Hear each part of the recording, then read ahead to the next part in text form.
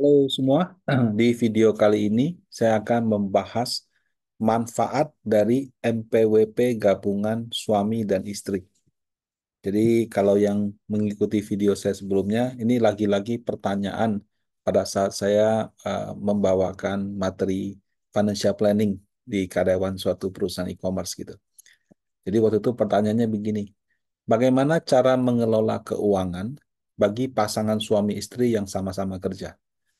Nah, kalau menurut saya, eh, ya kita kalau suami istri kerja gitu kan, ya tentu kan harus saling terbuka.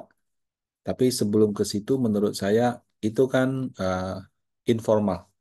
Formalnya itu adalah NPWP-nya digabung dulu. Nah, kenapa mesti digabung? Apa manfaatnya? Em, Kunci daripada pengelolaan keuangan bagi pasangan suami istri, menurut saya adalah komunikasi. Komunikasi itu artinya apa? Artinya suami dan istri saling tahu berapa penghasilan, berapa harta, berapa hutang pasangannya dengan lengkap. Karena ya kita banyak melihat, mendengar gitu ya, ya tragedi-tragedi di masyarakat. Habis nikah baru tahu ternyata pasangannya terlilit hutang, akhirnya eh, menanggung hutangnya. Itu masih oke lah.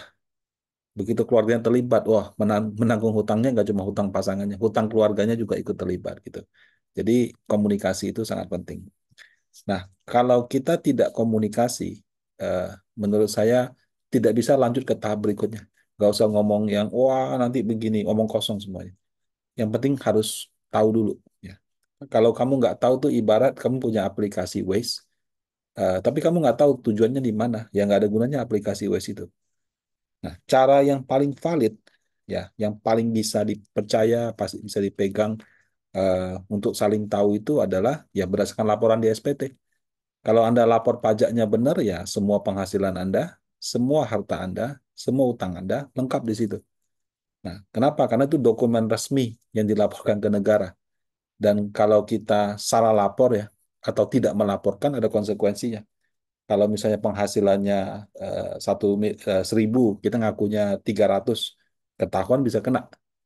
Kita bilangnya hartanya cuma apa rumah satu, oh ternyata rumahnya ada di mana-mana, kena juga. Nah, jadi Eh, kalau mau terbuka, definisinya adalah lapor SPT-nya dengan benar, kemudian SPT-nya itu digabung jadi satu antara suami dan istri. Nah, karena ketika orang sudah menikah, eh, tidak semua orang mengurus penggabungan NPWP, sehingga banyak juga pasangan-pasangan yang tetap masih masing-masing. Nah, untuk menggabungkan NPWP itu sebenarnya gampang. Suami istri, salah satu juga bisa bawa KTP, NPWP, buku nikah, sama kartu keluarga ke kantor pajak setempat. Bisa kantor pajak tempat suami atau istrinya terdaftar gitu. Nah, bawa ke sana urus, biasanya dalam waktu beberapa hari langsung keluar. NPWP lamanya dihapus, jadi NPWP suami istri ditarik, dikeluarkan satu. Jadi dia pakai NPWP nomornya sekian, suami or istri. Nah, biasanya itu nomor suaminya yang dilama dipakai, cuma namanya tambah suami slash slash istri gitu. Nah, selanjutnya si suami ataupun si istri menggunakan NPWP ini ke HRD masing-masing untuk pendaftaran apa perpajakannya di kantor masing-masing gitu. Nah, ketika sudah digabung statusnya, yang lapor cukup suami. eh, nah, kira-kira pada proses di DJP online seperti ini. Jadi pada formulir DJP online kita isi SPT kan biasanya ada beberapa, ada 3 pertanyaan. Apakah Anda menjalankan usaha atau pekerjaan bebas? Kalau karyawan bisa jawabnya tidak. Apakah Anda seorang suami istri yang menjalankan kewajiban perpajakan perpisah atau pisah harta? Nah, kalau ini eh, jawabnya juga tidak gitu ya. Melaporkan terpisah itu artinya suami istri memilih melaporkan masing-masing. Pisah harta artinya ada perjanjian pisah harta di antara suami dan istri. Sehingga lapor SPT-nya itu juga supposed to be masing-masing. Nah, kalau sudah bercerai, baru statusnya HB, hidup berpisah. Nah, kalau itu sudah masing-masing, karena sudah tidak ada hubungan hukum di antara keduanya. Nah, kalau isinya dengan form, kita centangnya KK, kepala keluarga. Nah, jadi kalau menikah itu pilihannya kakak, kepala keluarga, MT melaporkan terpisah jika suami istri memilih melaporkan terpisah, atau PH pisah harta, suami istri punya perjanjian pisah harta. Kalau bercerai itu baru HB. Nah, kita pilihnya tidak di sini ya. Nah, kemudian eh, kakak itu dari tiga status yang sudah menikah adalah yang paling efisien. Kenapa? Karena dengan mencentang kakak, maka penghasilan istri itu menjadi pajak final. Jadi di step ketujuh daripada 18 ketika kita isi secara online, apakah Anda memiliki penghasilan yang sudah dipotong secara final? Kita jawab iya. Nah, kemudian ada plus, kita tambah gitu ya. Nah, di sini nanti kasih ada 14 pilihan. Nah, nanti si suami akan memilih nomor 13 ini, penghasilan istri dari satu pemberi kerja. Nah, ini maksudnya apa? Maksudnya begini, Bapak Ibu. Uh, Kalau misalkan istri kerja di kantor, gaji bulanannya 10 juta atau 120 juta per tahun. Kemudian dia mendapat bukti potong pajak, contoh seperti ini.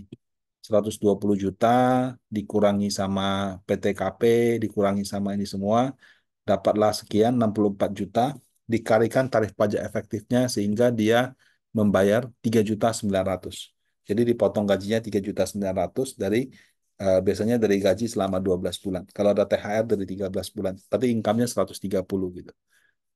Nah, maka yang dilakukan oleh suami 120 jutanya diinput sebagai penghasilan bruto, PPh terhutangnya 3.900.000.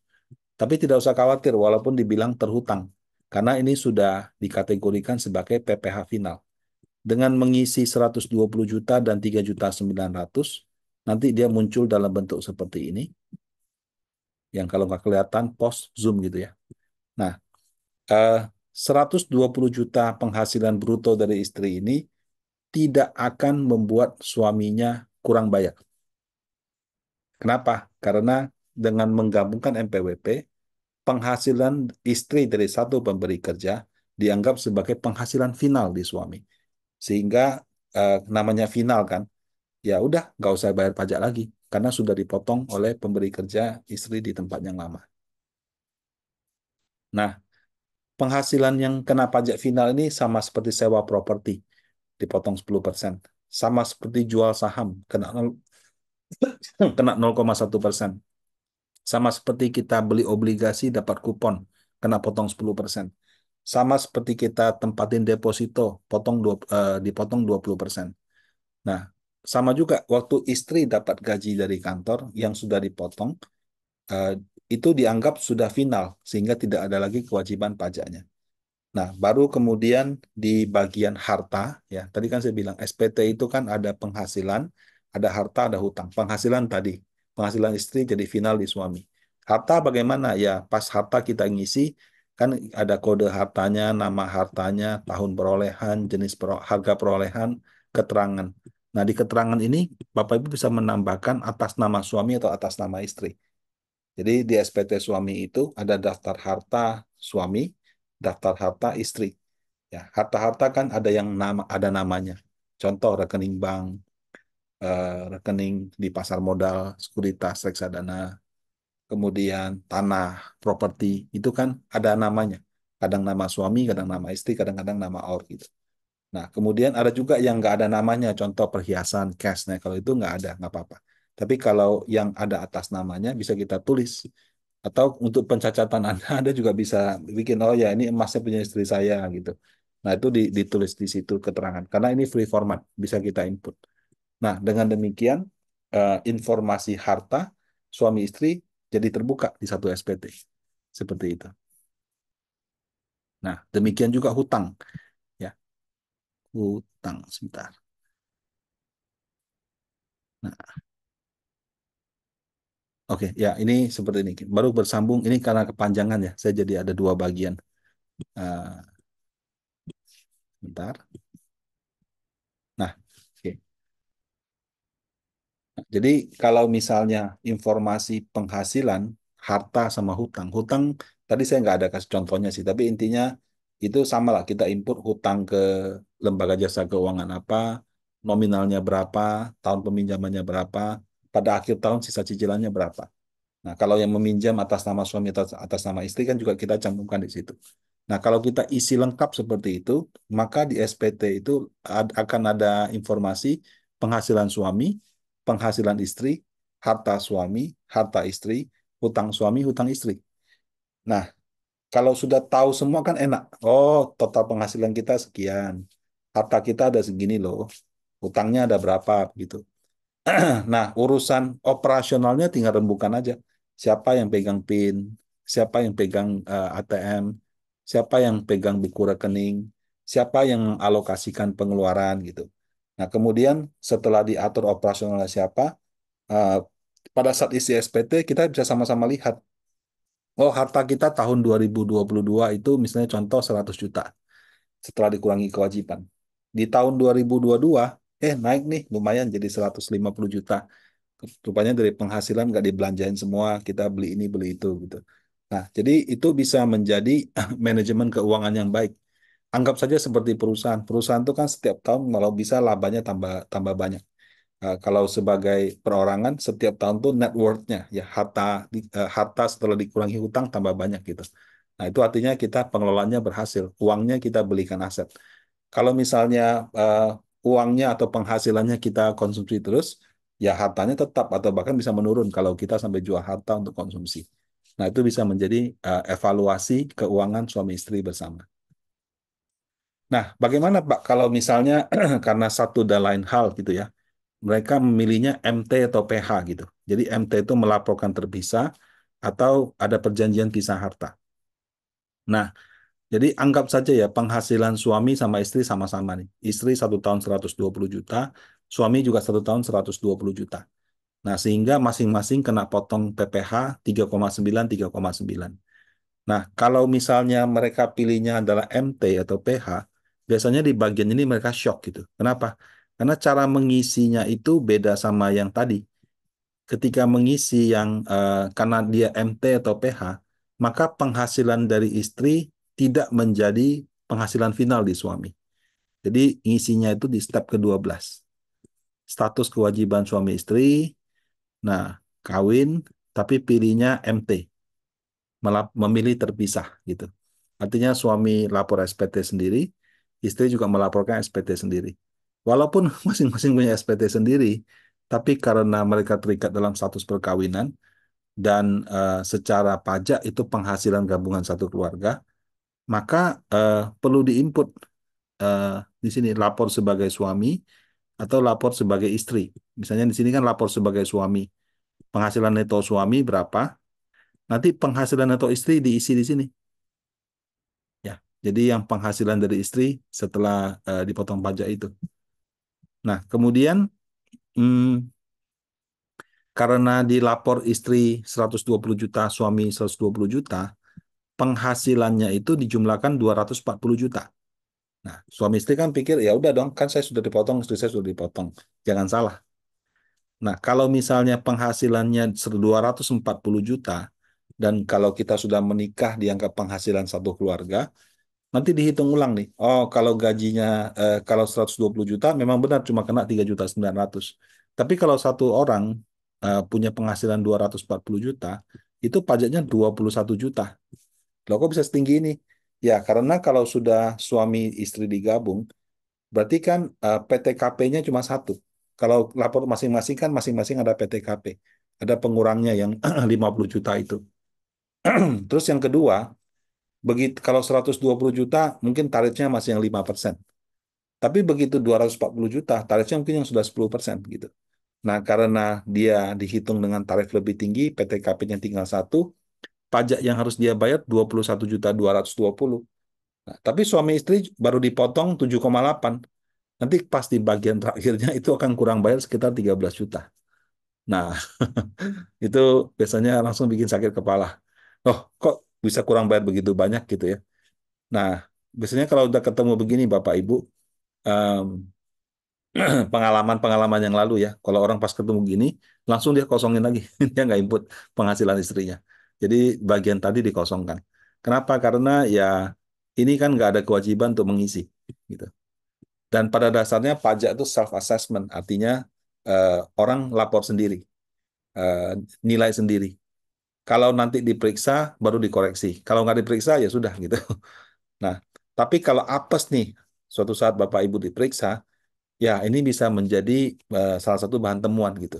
Kenapa? Karena istrinya ada penghasilan tapi nggak dilaporkan di SPT ini. Kalau dilaporkan jadi kurang bayar, Pak. Makanya saya nggak lapor gitu. Nah, kalau lapor yang nggak bikin kurang bayar tadi, itu adalah yang tadi statusnya kakak dilaporkan sebagai penghasilan kena pajak final. Begitu. Nah, kemudian em, di bagian awal tadi ya, kalau kita pilih MT atau PH itu pas pertanyaan kedua kita jawabnya iya. Nah, bagaimana Pak dengan perjanjian pisah harta Pak? Nah, sorry, perjanjian pranikah. Pranikah itu kan prenuptial gitu ya. Nah, kalau perjanjian pranikah menurut saya statusnya itu adalah pisah harta. Kenapa? Karena prenup itu kan biasanya orang bikin perjanjian. Oh ya, harta-harta yang sebelum nikah memang itu harta masing-masing. Harta setelah menikah biasanya tergantung isi perjanjiannya. Yang mana tetap punya suami, mana punya istri gitu. Nah, jadi karena ada perjanjian seperti itu, menurut saya sekali lagi statusnya juga adalah pisah harta.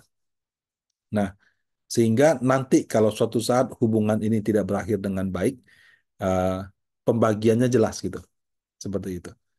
Nah, tapi harta yang diperoleh setelah pernikahan biasanya tetap jadi harta bersama. Walaupun saya juga pernah ketemu orang sih dia bilang, Pak, perjanjian pranikah itu nggak cuma sebelum nikah, setelah nikah aja bisa bikin gitu.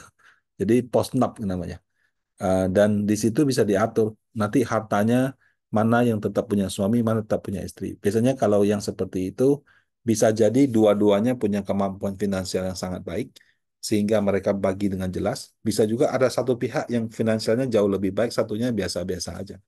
Nah, sehingga untuk apa? Biar clear gitu.